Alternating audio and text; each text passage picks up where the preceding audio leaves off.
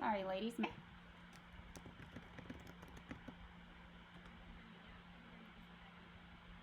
Okay. Little technical difficulties will be just fine. Okay, so she says I can't hear you. There we go. Can you hear me now?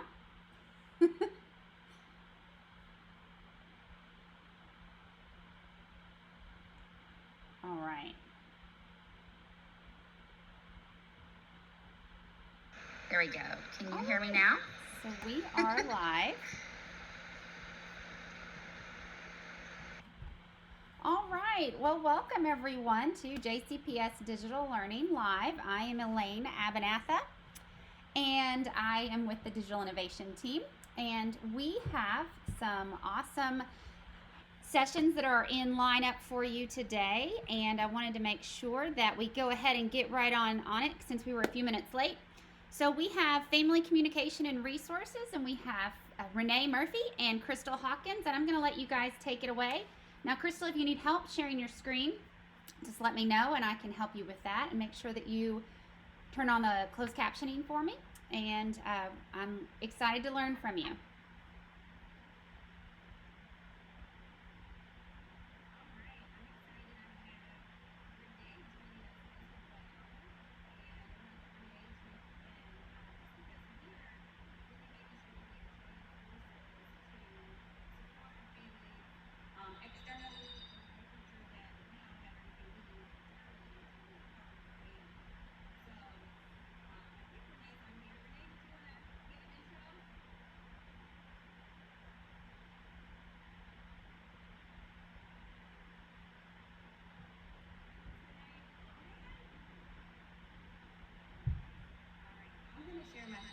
Oh, sorry about that. We have a little bit of feedback here.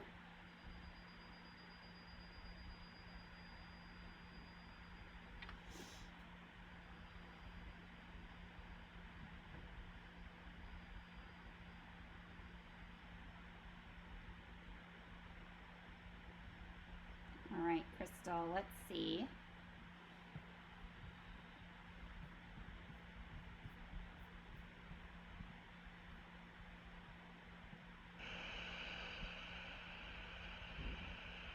All right, Crystal, let's see. Sounds good. I am ready to go then. I apologize.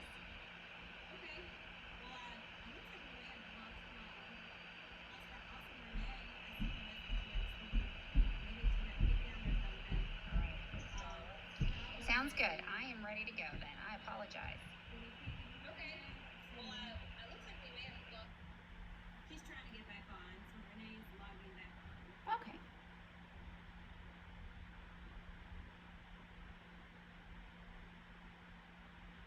All right. So it's like after lunch, right? And our technology's still eating.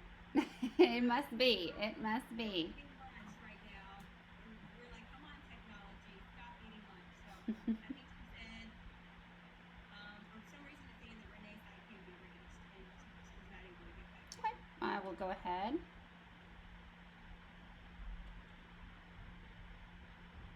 I don't know why my brain is not working. All right.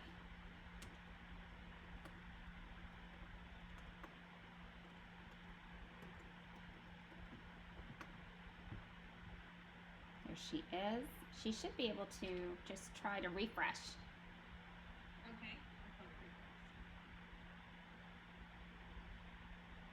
While everybody is out there, make sure that you are following us on Twitter as well on the hashtag JCPSDigIn for your digital innovation team, as well as check in on the link for this live sessions that we'll be having for the next 2 weeks, and also the presentations that are going to be shown live are also going to be linked into that as well.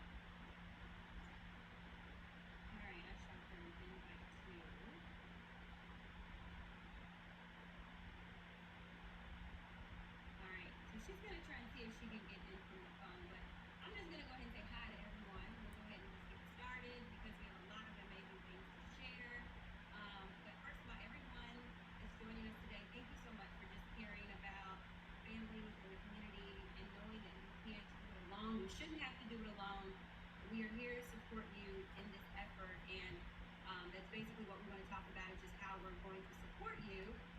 And if you are listening to this and this is the recorded version and you feel like you can't ask questions um, in the chat, know that you can always ask questions and follow back with us. So I'm going to share my screen. I'm going to share a presentation with you that everyone is going to be able to see and be able to access. So I am going to share that with you all. Elaine, I think I got it. Let's see. Here we go. Yep. Okay. Boom. We're ready.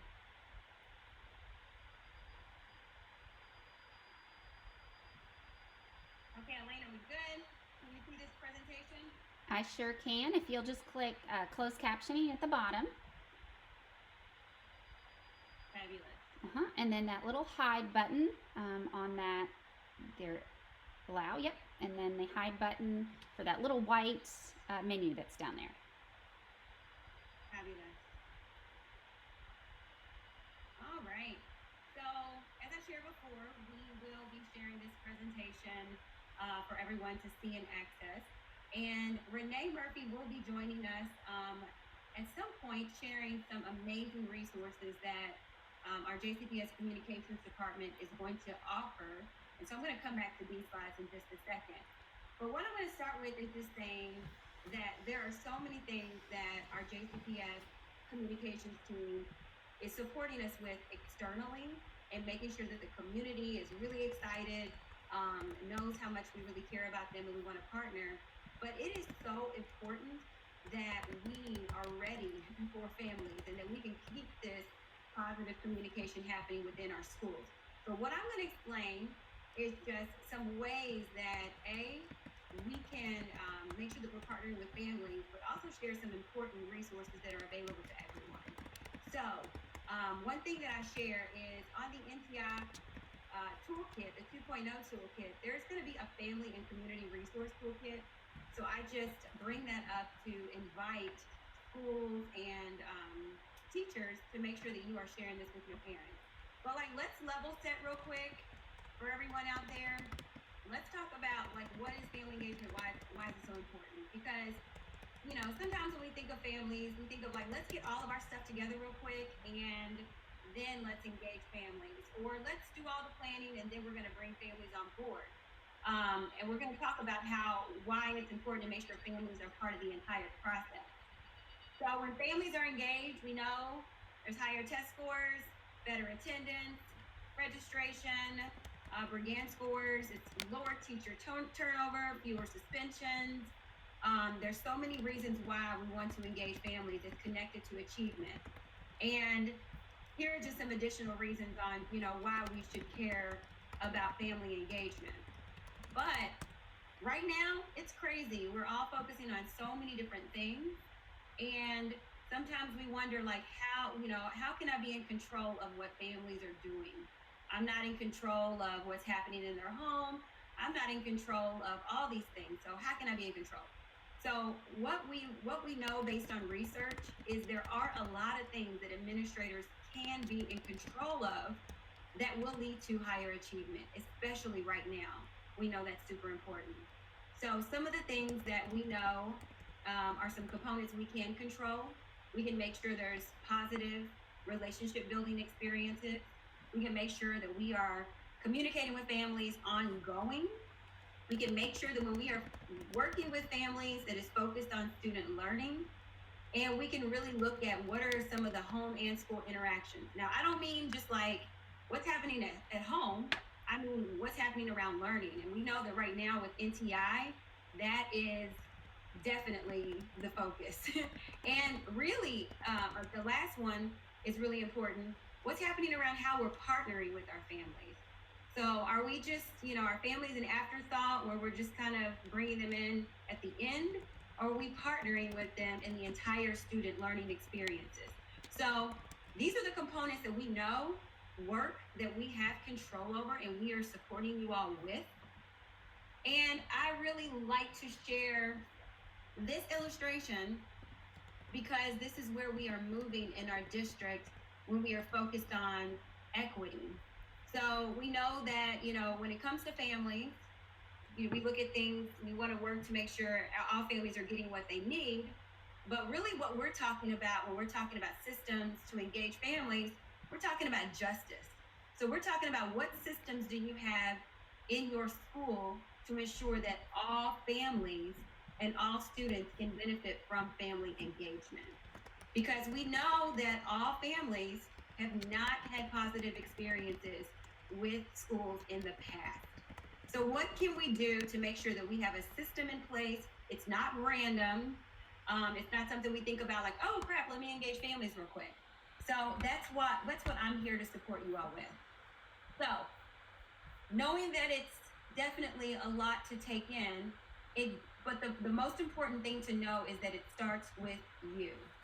So what we encourage is that there is a system to make sure that we are listening to our students and families, that we are checking our assumptions, that we're not just assuming certain things about families, that we're really preparing ourselves to really support students, and we are differentiating the way we engage families based on what works best for them. So, how do we do that, right? That's a lot, Crystal. How do we do that? So, I've linked in a file that we're sharing with everyone, and these are just some places to start. Now, I'm sharing this as some information for everyone to think about and know that we will be supporting schools to actually do this, right? So, the picture that I have over there is a picture of Dr. Constantino, who's awesome, who talks about a cycle of disengagement. So, with this cycle of disengagement, we know that many of our families are on this cycle. Some of them have checked out. It starts with a negative catalyst. So meaning it could have been a negative experience at home. It could have been any type of negative experience. And then they end up on this cycle to where they are not engaged with our family. So what are we going to do to change that is the question. So here are some things that we say it starts with building trust, relationships with our family. We have resources to help with home visits, making calls, starting our early conversations with family. And then also, we really want to support schools to making sure that you have a communication system. And we've linked in some resources with that as well. So just, how are you communicating with your families and how is it consistent? Also, what are the expectations? So when we're thinking about engaging families, a lot of times, we'll think about how to do those beginning of year check-ins, making sure that we're, starting those early conversations, but really thinking about what are your expectations throughout the year? How are you all going to stay in communication with families and really continue to collect feedback? So I throw this out here to know that we are continuing to work with schools to do that. So I've suggested these things to build trust, to partner with families, to make sure there are expectations, but you're not alone. And we understand that no one should be alone in having to think about how to engage families. Research shows that many of us haven't really been trained on how to do this, to where it leads to student achievement. That's why we're here. So I'm very excited that we're working with NCFL this year, and we have three different tiers of support for all of our JCPS schools. So the first tier is just really, building a larger community of family engagement at just all schools. So basically all schools can participate in this. Opportunities will be open to all teachers. It's really just you get information as you need it. The second tier is going to be very targeted. So really focused on what are some of your school goals, what are some of your academic goals, and how can we really target that support. The third is really an intensive partnership where we're going to actually be using Matt's dual capacity model. So I'm going to explain that just a little bit because I'm going to need you to do something in a second. And then we're going to pull Renee back in. So tier one again, it's really going to be very general. There are going to be some quarterly webinars. You'll have a family engagement resources drive, which I've linked in. You can already check out some resources right now. We're going to still have our district-wide parent advisory council, and we'll still have our JCPS family engagement page. So that's going to be for everyone, right? Now, tier two, there is going to be an opportunity for about 35 to 40 schools to really get really deep into looking at some partnerships at your school, setting goals, looking at communication. And what we found last year was at about 35 to 40 schools were about the number of schools that really, really needed this intensive support. And the last tier, there's a lot up here, but I'll break it down. It's just really how do we look at certain schools with making sure that we're engaging the community, family, and that we're connecting it to achievement. So we're going to have some intensive support to really develop partnerships at about 12 schools. So what does that mean? That means that I need some feedback from everyone. So I really want to know, based on where you are with your family, based on where your staff is, in regards to understanding what is family engagement, because we know in this NTI world, if we are not prepared to engage families, it's going to be very difficult. So all I need you to do right now is I need you to scan this barcode. And when you scan this barcode, it's going to give me some feedback on the type of support your school would need. So do you think you'd be a school that would need tier 1 support, tier 2 support, or tier 3 support? That's all we want is your feedback. And so I'm going to go back because hopefully our awesome partner is here, and I'm going to turn it over to Renee. Are you here with us? Can you hear me? Yes. We can hear you. Yay! Okay. Let me tell you, if Heather Worrell is on here, I feel like she would be really proud of me right now because the internet went down here in the office. And so I was like, okay, how do I get onto this thing? I tried to send the email to my personal phone and it wouldn't let me do it. So I went back to my work phone and I downloaded Google Hangouts really quickly and I got it up and running. So I feel very tech savvy now to our digital innovation team. So thanks for being patient with me. I just wanted to talk to you all about just a couple of things. And I don't know if Heather went through it, but or Crystal went through it, but I wanted to share a little bit of what we have coming up and share a story with you. I'm a storyteller, so I'll make it quick though.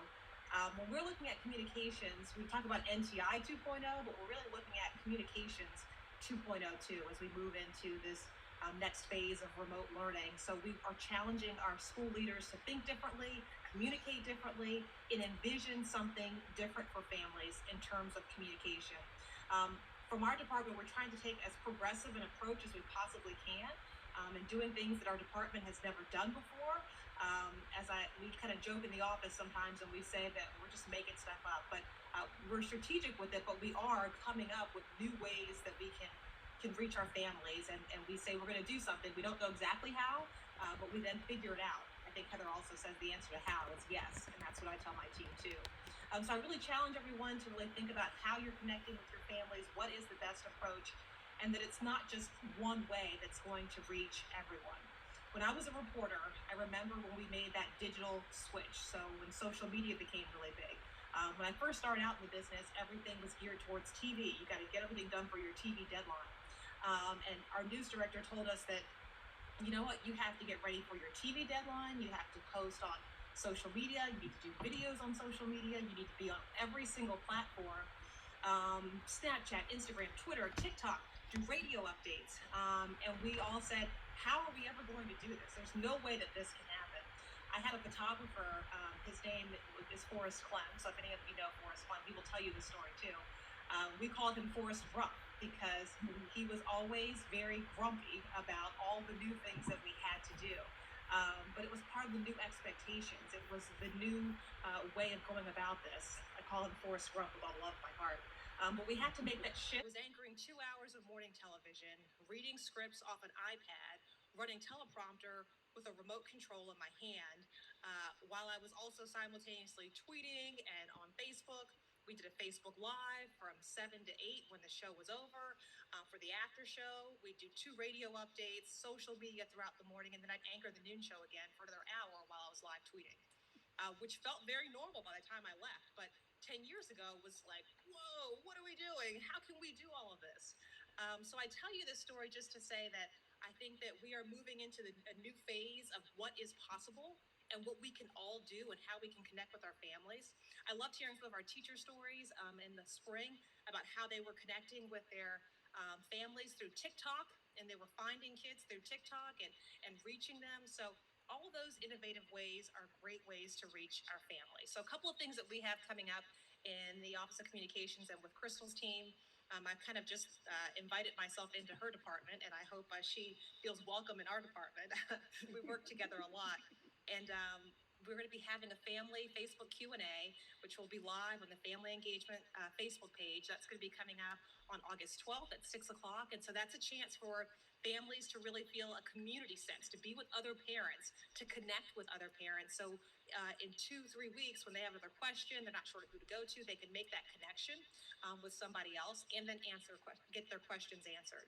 We're also going to have coming up on August 20th, again, I talk about we're making up things as we go along here, but we were thinking about how can we show everyone how to navigate the district portal, how to get into Google Classroom, what do I do if the charger doesn't work on the device the district gave me? How can we do this in a really interactive way that's not just a video, that's not just an FAQ sheet? So we're going to have a live learning session for our families coming up, and so we want our digital innovation team to help us. I've asked Heather already, and I'm going to be recruiting more of you to help our families feel comfortable. So by the time August 25th rolls around, they're all feeling really empowered. They know how to do it. They're decreased in anxiety, and everyone feels like, okay, I got my password and my username. I know where to find my teacher's schedule. And so everyone knows that. So for family and community, so we can all help. The big thing with this is that we all have to know what's going on. Our community has to know what's going on too, so they can support us in this. They are with our kids right now. We can't be with them. So it's really important that everyone knows this, and we think we had some success with our virtual town hall. So we want to try something similar to that, a little more casual. We want it to kind of feel like parents coming together, having a conversation, not quite like the town hall, but have the opportunity to ask questions. They can text in questions to us. We'll have more people answering this time based on the volume of last time, so we can respond quicker, but we were able to respond to everyone eventually, but we'll have more people so we can respond faster. So that's going to be coming up on August 20th at 6 o'clock. That'll be on our YouTube channel. So we encourage you to tell your families to watch that. I think that combined with the drive-through events that you'll be having, the virtual orientations that you'll have, the resources that Crystal has provided to you, all of this together, I think our families are going to have more information, more resources, more tools than they've ever had before. And if we do go back in person, we have to continue to think this way, even when we get beyond COVID. And how can we take the lessons we learned from this period and apply that to when we are all back together, and we can have differentiated forms of communication to make sure we can reach our families wherever they are, and to find them in the appropriate platform. I think Crystal also talked about School Connect. So we're really excited about School Connect, that application that has instant language translation, two-way messaging between families and teachers and families and schools, which will be an important tool. And so we think that's going to be a great thing. Combined with School Messenger and our one-way messaging, I think every family can be touched and we can reach every family. I know we had great participation rates during NTI 1.0. But there were about 523 kids we did not connect with. I think with these other tools in place, as we partner with our community groups too, I think we can capture the remaining 523 kids we didn't connect with before. And I think you guys are an integral part of all that. And I thank you for all the work that you have done as school leaders and administrators in taking all of this on. We know it's a lot. I know it's not easy. And I send you a bunch of emails and I keep throwing more things at you.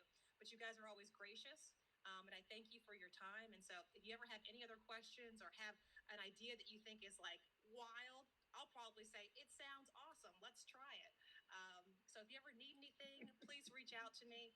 I'm here to support you. I'm here to be innovative and think differently with you. And let's try something new and see if we can connect with more families. I love it. And so I also wanted to add too that in the same way, the Renee is first of all just amazing to even think about all these things that we're going to engage the community with, externally.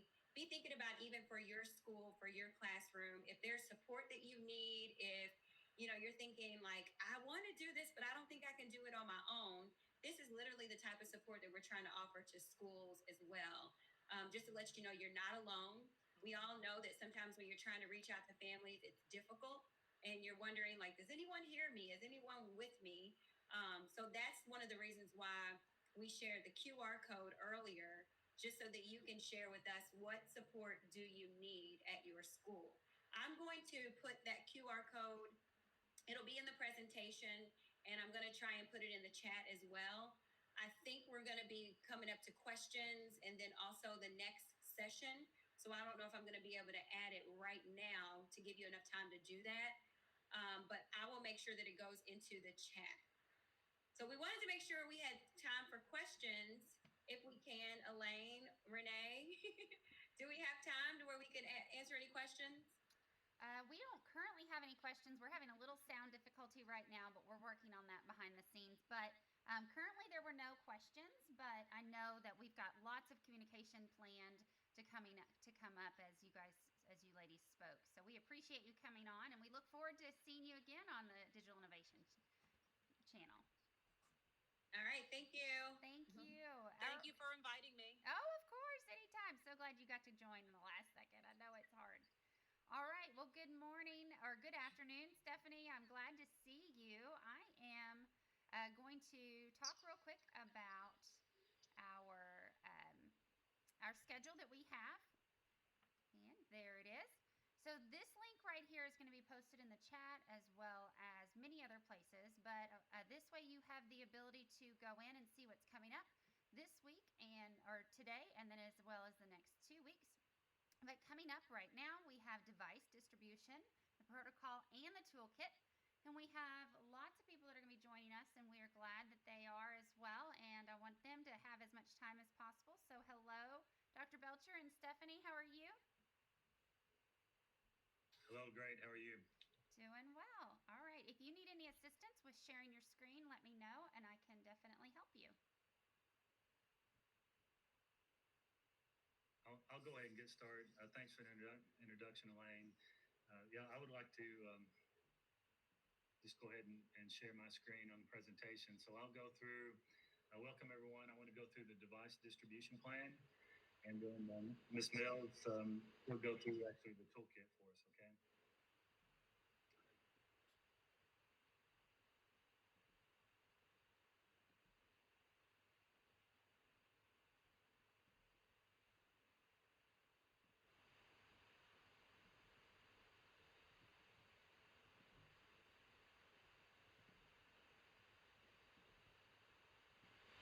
All right, so last week we actually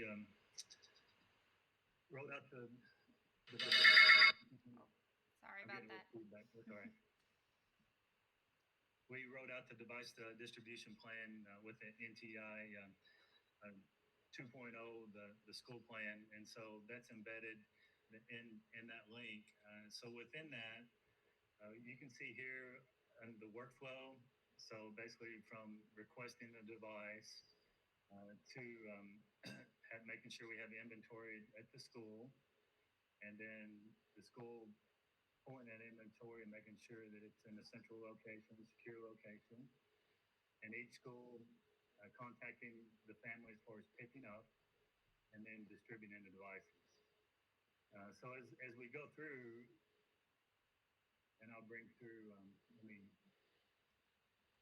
go through each one of these slides high level, but so on Monday, there'll be a request form, and the request form will enable families to go in and to request a device, either a hotspot or an instructional device, Chromebook, iPad, whatever their school has.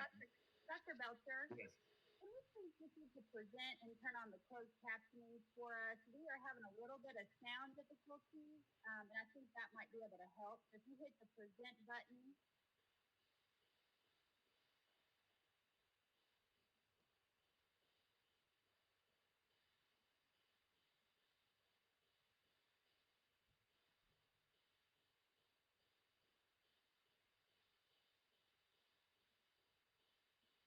I don't have that option, Heather. I have share screen, full screen, help, and feedback. Yep. You just Just go to the top right, the three dots, and then go Yeah. ahead and click that and present your screen. It has share screen, full screen, help, and feedback. Okay, so share screen. And then a new window should pop up and you'll be able to select that screen. There we go, we can see it. Now if you'll click the present that's in the top right corner.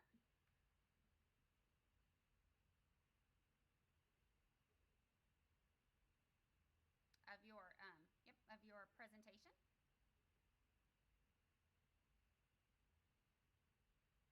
There you go. And then there's closed captions button right there in the little black menu that's at the bottom. And yep, CC, there you go. And you should be good to go. All right, thank you. I apologize. The internet's down here at Van Hoos, and so I'm actually presenting off my hotspot on. So anyway, uh, so basically, just to go back, so requesting a device on JCPS website on Monday, families will be able to request the device. They would actually click on the link on the website. They would need to authenticate, whether to validate either an email address, a Chromebook, or an instructional device. Then once you, as far as the terms and conditions, accept the responsibility to borrow that device, then that request would go to the school. And so we're asking families if if you have a personal device or internet access at home, not to request devices, so we make sure we have enough for students that actually need a device that don't have those currently. So once that goes to the school, the devices are already there.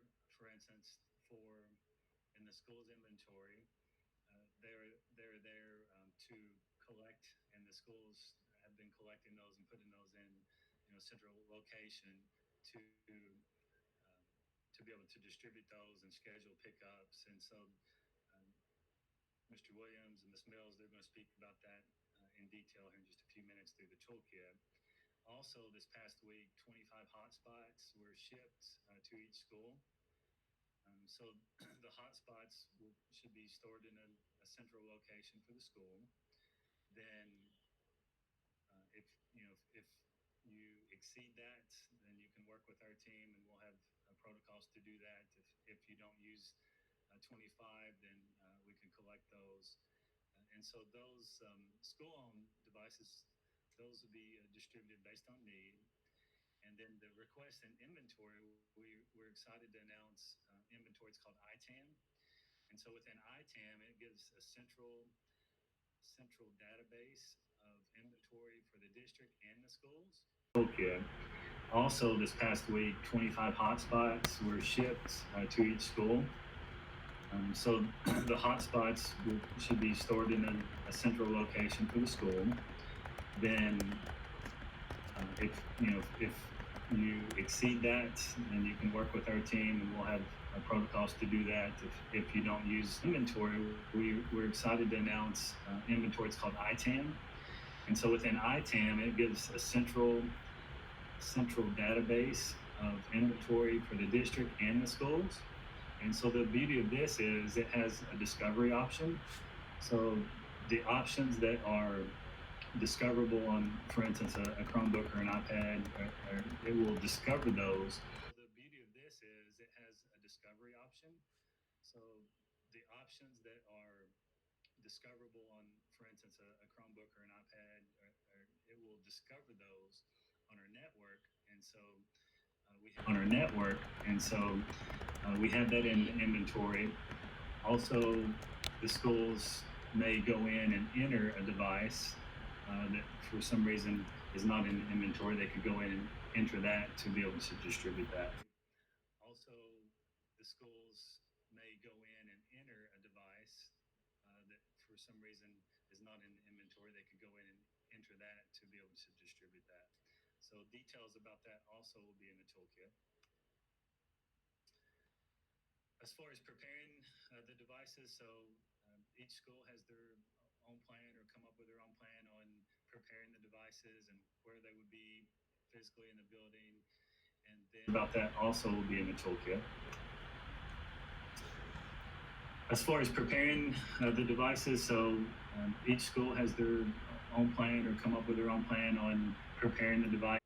Again, you know, we will work with the schools to monitor the inventory. So most schools have enough devices to share with the students that need those. We can see the inventory, work with the school, monitor the inventory. So most schools have enough devices to share with the students that need those. We can see the inventory, work with the school, and we'll have again a protocol to once if it looks like a school may be getting close to their capacity or exceeding that, we can work with IT3 on a